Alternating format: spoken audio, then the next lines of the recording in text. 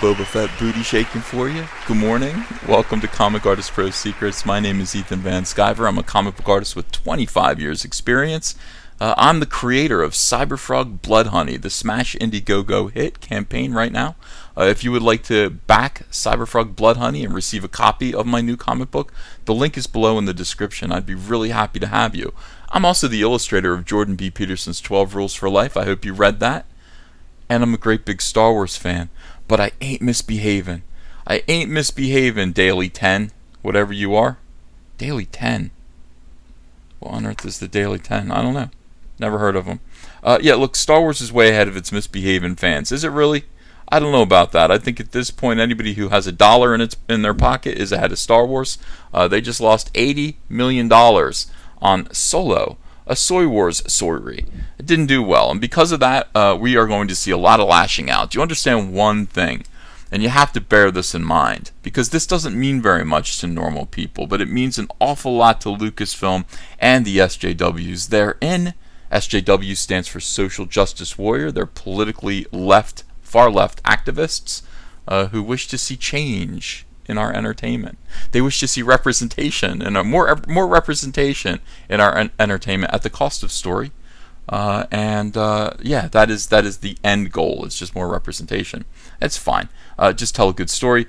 They can't. They created Rose Tico. Rose Tico is a terrible character. Because of that, the actress Kelly Marie Tran, who is by all accounts a wonderful human being, has suffered some abuse online from crazy trolls who have been mean to her. And she has, according to reports, and when I say reports, I should just say report. One report from this Star Wars Fact, this reputable Twitter account. That's sarcasm. At SW Tweets. Okay, so if you want to follow them, you can. They might have some more stingers like this. Kelly Marie Tran has deleted all posts off her Instagram due to months of harassment she's received for her character Rose in The Last Jedi. That's good. That is the spark that lit the fire of media outrage. Currently, everyone is deeply, deeply upset and concerned that Star Wars fandom has become toxic, and they must do something about the fandom. Yeah, they must. They must do something about the toxic fandom. I mean, it is important. I think they should get rid of everyone. I think they should get rid of toxic fandom. They probably shouldn't worry about the characters that they create actually being decent. They shouldn't worry about making good movies. They shouldn't worry about trying to figure out why the fans are so disgruntled with the movies they're making. They shouldn't tie all that together. I think instead they should probably blame the customers, and that's going to lead to success. That's going to instantly lead to success. Whinging about how the fans aren't enjoying your movies while they're tanking and losing $80 million. That's a surefire path to victory and success. Here we go. We've got a ton of these articles. We're going through a very strange thing. The media is picking up for Lucasfilm, for Disney, on this story about Kelly Marie Tran being harassed. And they're doing that in such a way so as to shuttle out news of this historic box office failure, the very first Star Wars bomb. Let's get that off the headlines, as Don Draper in one of my favorite TV series, Mad Men. If you haven't watched Mad Men, oh, it's so good. It's slow, but it's really involved, and it'll really suck you in. Don Draper, who is an ad man in the 1960s, said, if you don't like what's being said, change the story. And that is what's happening right now. So we are going to talk about Kelly Marie Tran, and we're going to see a lot of really weird things. I mean, this is totally bizarre. So, look at this. Star Wars way ahead of its misbehaving fans. Here's a guy who's willing to badmouth Star Wars fans. Oh, of course he is. Why? Why do they all look like this? Why? Drives me nuts. They all look like this. Every single one of these soy boys looks exactly like this. They all have this little kind of smirk on their face, and they're all like this, and then it's like this, and a little half fucking beard like this, and a whole mop of duff hair like this. And here's the rest of the beard. It's everywhere. It's unkempt. It's not really cleaned up or shaved. It's just insane. And then tiny little skinny neck right here. So why? Why do all these people? Everyone looks like this right now. This is the way the world looks. If you were to, if you were to actually take a broad look at the way men look in 2018, they all look like this. They all look like this, and I don't know why. I don't know why that is, but they do, and it's got to stop. I think it is the effects of soy. I mean, I'm just saying, bro. How many Will Wheatons do we need? We barely want the one that we have. Anyway, let's do it. All right, Darth Vader has nothing on the dark side of fandom. Is that right? Am I on the dark side of fandom? Let me try to force choke some bitches. How you feeling? Oh, you're okay. Apparently not. I'm on the light side of fandom, and it's a good thing. A lot of people's windpipes should be grateful for that. When the actress who played Resistance mechanic Rose Tico in Star Wars: The Last Jedi, Kelly Marie Tran, deleted her Instagram account, the ugly side of the fandom was revealed. Dun dun dun. Was it? Tran's disappearance was allegedly a reaction to constant abuse she'd received from Star Wars fans over her role in the latest installment of the franchise.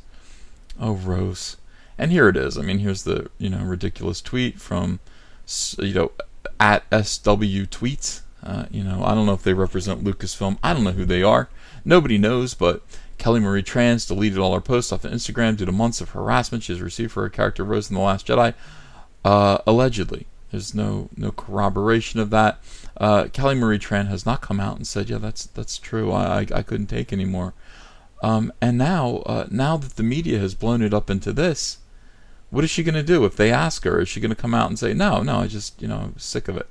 Didn't want to have an Instagram. She's going to have to say, yeah, the harassment was, of course. It's going to be her part in all this. And that is the problem with these journalists running amok without doing due diligence and finding out the truth before they decide to write their hateful diatribes. The abuse was part of ongoing backlash to Star Wars: The Last Jedi, with fans unhappy with the latest story elements of the beloved film saga. The film's director, Ryan Roundhead Johnson, has weathered hate. He's weathered the hate, and it shows. On Twitter, since late last July, how can you hate a beach ball? And how can a beach ball weather the hate? What was that Tom Hanks movie where he had a friend that was a volleyball? It's something like that, I guess. That weathered a lot of stuff. I don't think Ryan Johnson could have weathered that. Not with the beach ball not with the volleyball from Castaway weathered. Fans have even called for the resignation of the head of Lucasfilm, Kathleen Kennedy. I think we got our wishes there. I think we did. Yeah. The poor box office performance. The poor box office. Oh no, it's the poor box office performance of the young Han Solo film Solo has been attributed to fans beginning to shun the saga. But what these fans want out of Star Wars is it's unfathomable. Especially after a guy claimed to fix The Last Jedi by removing all the female characters. Oh, it's fun. It's funny. Take a joke. Ryan Johnson. On social media, a few unhealthy people can cast a big shadow on the wall. A big round shadow. But over the past 4 years, I've met lots of real fellow Star Wars fans. We like and dislike stuff, but we do it with humor. We eat, pray, love. We skip around. And it's just, we're having fun. We're doing fine. It's just those toxic fans that hate The Last Jedi. They must pay. We're going to pay. We're going to make them pay through the media. We're going to make them pay through the Stephen Colbert show. We're going to make fun of them. But none of this bad behavior from fans is new. You know what? Instead of reading this, I'm just going to... let's just pop this up here. All right. Is that too big? Let's just pop this here. I don't know. Is that too big? Can this? All right. So you can just look at this, and this is who's talking to you right now. This is who's right. You can look at. I mean, I'll show you a little bit of the article, but just that's. This is who is talking to you and criticizing you.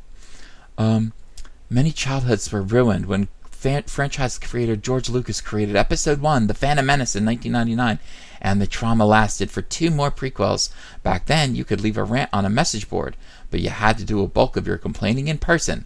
The big difference is now fans have a digital megaphone of social media and the benefit of anonymity. Fans can do a hit-and-run troll on anyone they don't like and coordinate sustained harassment.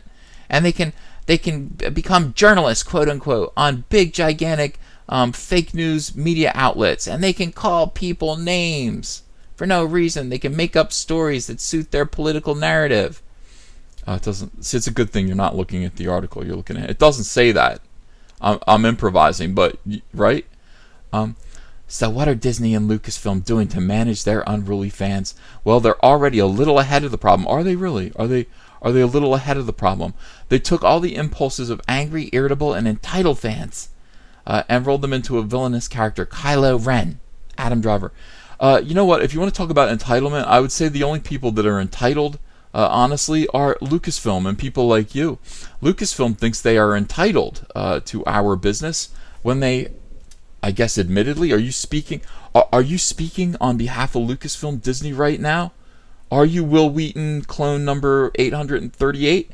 Are you? Okay, good. So Lucasfilm feels that they are entitled to our business. They are entitled to our money. They are entitled to not suffer an $80 million loss at the box office on a Star Wars film, humiliating everyone involved, destroying and degrading the brand. They feel like they're entitled to that. And if they don't get it, they're going to preemptively, in fact, make fun of the fans. And they're going to have this little beanstalk of a villain, and they are going to call him Kylo Ren, and they are going to take all of the impulses, so they're going to take out all the aggression they feel about the fans who don't like the movies they're making, and they're going to put him in the villain. And then they're going to say, why aren't you coming to our movies? Why? You're entitled fans. It's all full circle, just like Rian Johnson's had. Star Wars has been reflecting fans back at the... Oh, let's get back to this. Okay, so this is this guy's voice again. Star Wars has been reflecting fans back at themselves using Kylo Ren, first introduced in The Force Awakens, which, by the way, was the first Disney movie. So it's interesting that they did preemptively, according to him, insult the fans before the fans had even seen the movie. And by the way, the fans rewarded them for this by going to the box office in droves with trust and faith and their hard-earned, $20 does it cost to see a movie? Their hard-earned $20, they turned it over to Disney, and this is what they got. Like, this guy is here to tell you, they were making fun of you the whole time. Interesting. Kylo Ren keeps Vader's melted helmet in his bedroom like a fan proudly displays a collection of action figures. I see. Kylo Ren has a strict vision of what someone in control of the Force should be like, and is set on destroying anyone who thinks differently. And what does Kylo Ren do when he doesn't get his way? He writes an article. He writes an article for a garbage tier media site. Yay! Sound familiar? Yeah. All right, let's keep going. Kylo Ren is the running commentary on the dark side of Star Wars fandom that focuses more on tearing down other people. Interesting. Than sharing a communal love of something. Well, what if we don't love it? What if we think it sucks? What if we don't want to go see it because it sucks and because it insults us and the characters that we love? Do we still have to be a community with you? Let me know what the Will Wheaton acolyte community, how that goes. Let me know how that goes as you suffer loss after loss after loss after loss, and normal people move on with their lives and come watch my videos instead. They come watch my videos, they go see Geeks and Gamers, and they go watch World Class Bullshitters. That's where they're going to be. They're going to be here watching. So let me know what it's like to be a Will Wheaton clone, and we'll let you know what it's like to be us. It's pretty good. It's not bad. It's all right. Kylo Ren is the ultimate gatekeeper, a horrid form of moderation in pop culture where fans who think they are superior to others claim to take control of who can call themselves a true fan. Throughout Force Awakens, this is all amazing. This is what you're doing right now. Throughout the Force Awakens, he's condescending towards Rey, Daisy Ridley Rey, because she has a connection to the Force. Rey is told by Kylo Ren constantly, "You need a teacher," and he gets furious when she says, "This is blah blah blah blah blah." We have to go on with this, seriously. Like the trolls who harass Tran, Kylo Ren can't stand. There are other people interested in his passion. Are you interested in my passion? Will Wheaton, are you interested in my passion? Oh, you're not Will Wheaton. You're just someone who looks like Will Wheaton. It highlights the misguided, competitive nature of modern fandom, which no doubt fueled the harassment of Tran. These people think their online harassment is part of proving why they're the bigger fans than anyone else. This is amazing. It's so weird. Like, when you have to listen to SJWs talk about other people, like their assessment of humanity, it's so degrading and it's so awful. It's so weird. You know, it's like they really think people are strange little hobbits running their, putting their hands together, making plans and just feeling superior to other people. It's all so weird. Let's just go back. Let's finish this up. These people, they're just headaches. They're just little headaches. It's depressing, this trolls skulking in Star Wars fandom. Don't get it. What don't we get? What are you here? Are you here to we don't get it. Are you here to be our teacher? Do we need a teacher? I see. Are you going to get furious when we take ownership of the fandom? What don't we get? All their worst impulses are being reflected back at them in a new saga. This is amazing irony. All your worst impulses are being reflected back at you in your own article. While the narrative is tied to letting go to the past and accepting new characters and adventures. Well, unfortunately, Star Wars takes place in the past. Long time ago in a galaxy far away. So we don't have to let go of our past. Or if we do, it's going to cost you $80 million. So we don't want to let go of the past.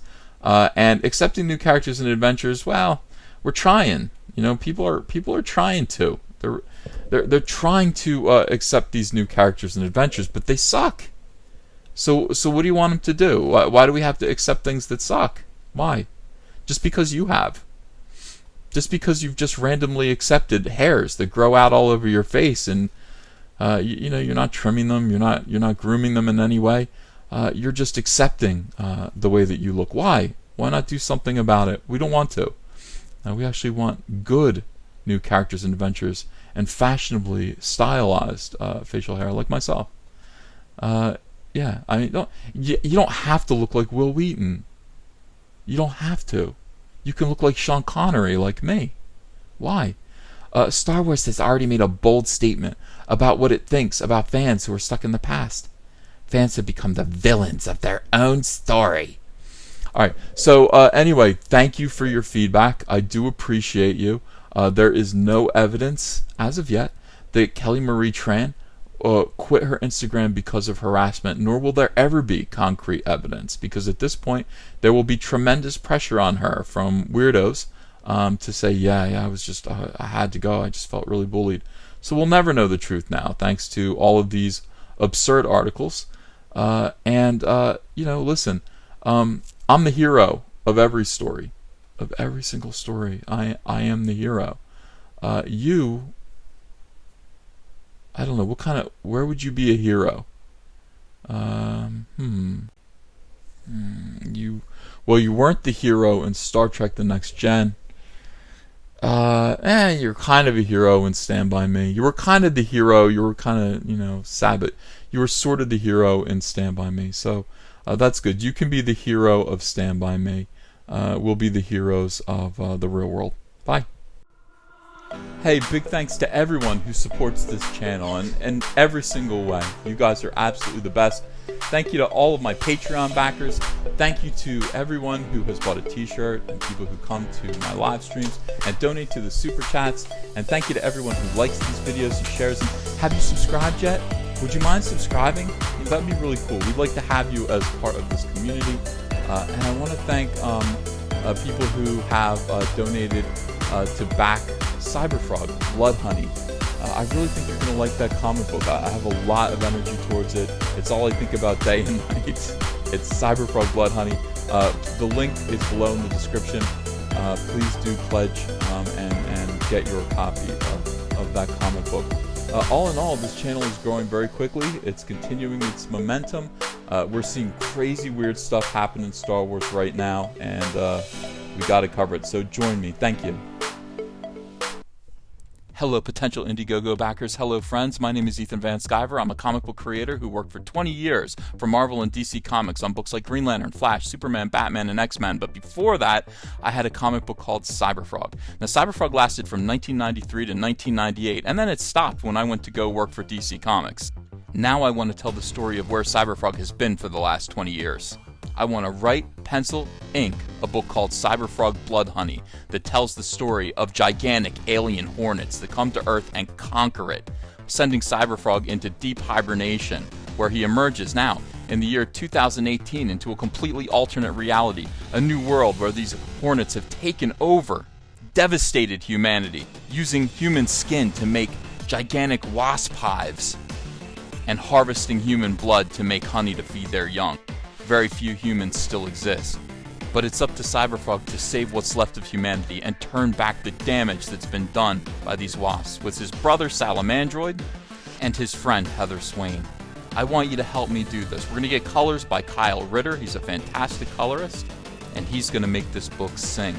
I'd like this to be a 48-page one-shot prestige format, part 1 of 4. So I'm asking you to help me launch the very first Cyberfrog Blood Honey epic graphic novel. Are you in? Will you help me? I hope so. Let's get this frog jumping again. Show your friends you support independent comics while showing the world who you back in the fight against the swarm with the brand new Cyberfrog t-shirt from Crypto Fashion and Comic Artist Pro Secret. Sizes come in small to 5XL, and take your choice of colors between navy blue, white, and black. And if you haven't yet, go ahead and order the Fandom Menace, Go Get Daddy's Belt, Tico, and Soilo t-shirts as well. Link is below in the description. You're gonna look great. People love these shirts. They fit wonderfully. Thank you very much.